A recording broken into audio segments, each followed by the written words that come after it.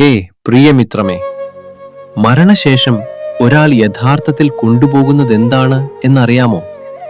മനുഷ്യൻ ഈ ലോകത്തിലേക്ക് വരുമ്പോൾ വെറും കൈയോടെ വരുന്നു. അതുപോലെ പോകുമ്പോഴും ഒന്നും കൊണ്ടുപോകുന്നില്ല എന്ന് നീ കരുതുന്നുണ്ടോ? ഉണ്ടെങ്കിൽ നിനക്ക് തെറ്റുപറ്റി. ഭൗതികമായ സമ്പത്തോ ബന്ധുക്കളോ ഈ ശരീരമോ ഒന്നും മരണശേഷം ആരും കൂടെ കൊണ്ടുപോകുന്നില്ല എന്നത് സത്യമാണ്.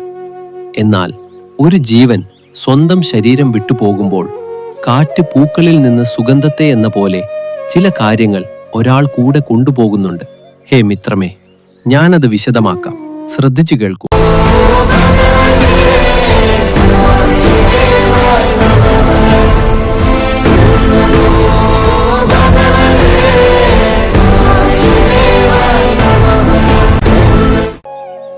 ഹേ മിത്രമേ, നീ ചെയ്യുന്ന ഓരോ കാര്യവും, അത് നല്ലതായാലും ചീത്തയായാലും, നിന്റെ ആത്മാവിൽ ഒരു മുദ്ര പതിപ്പിക്കുന്നു. ഒരു കർഷകൻ പാടത്ത് വിതയ്ക്കുന്ന വിത്തുകൾ പോലെയാണത്. വിളവെടുക്കുന്നതിന് മുൻപ് അയാൾ പാടം വിട്ടുപോയാലും അയാൾ വിതച്ച വിത്തുകൾ അവിടെ ഉണ്ടാകും. അതുപോലെ ഒരാൾ ഈ ജന്മത്തിൽ ചെയ്ത കർമ്മങ്ങളുടെ ഫലം തക്ക സമയമെത്തുമ്പോൾ അനുഭവിക്കാൻ അയാൾ ബാധ്യസ്ഥനാണ്.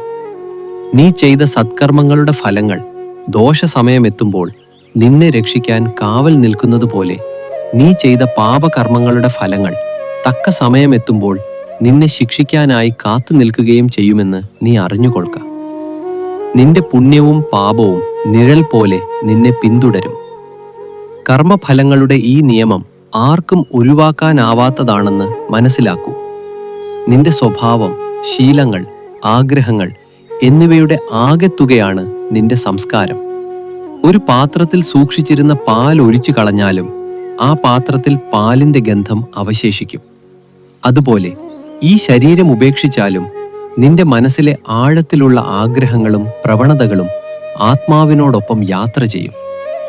ഹേ മിത്രമേ, ശ്രദ്ധിച്ചു കേൾക്കൂ.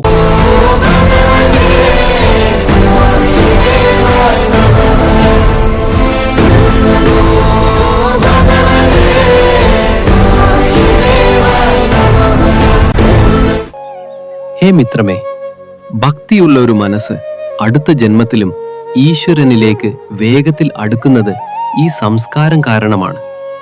അതുപോലെ തന്നെ ലൗകിക ആസക്തി കടിമയായ ഒരു മനസ്സ് അടുത്ത ജന്മത്തിലും തീർത്തും ഭോഗാസക്തമായ ഭൗതിക ചുറ്റുപാടുകളിലേക്ക് വേഗത്തിൽ അടുക്കുന്നു.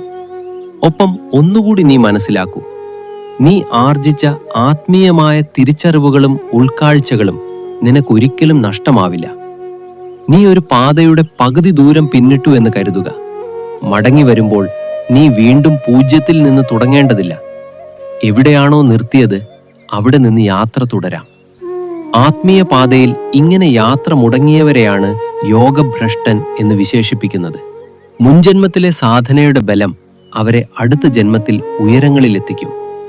അതുകൊണ്ട് ഹേ പ്രിയമിത്രമേ, കൂടെ വരാത്ത ധനമാനങ്ങൾക്ക് വേണ്ടിയല്ല നീ അമിതമായി പരിശ്രമിക്കേണ്ടത്. നിന്റെ ആത്മാവിനെ ശുദ്ധമാക്കുന്ന പുണ്യകർമ്മങ്ങൾക്കും ഭക്തിക്കും വേണ്ടി സമയം കണ്ടെത്തുക.